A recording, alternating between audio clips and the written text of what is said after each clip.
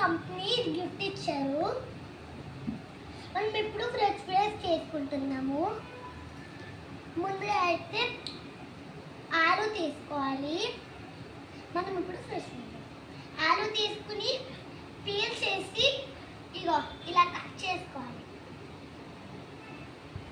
Cut చేసుకున్నాక కొంచెం oil వేసి సాల్ట్ కారం వేసుకోవాలి.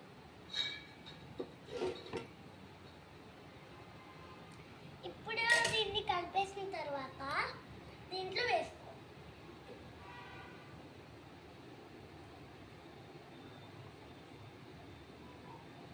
ఇలా వేసుకొని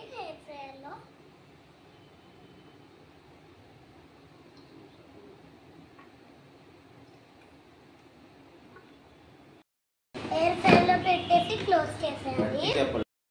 ఆన్ చేసాము. 20 minutes 180 degrees తీసుకుంది.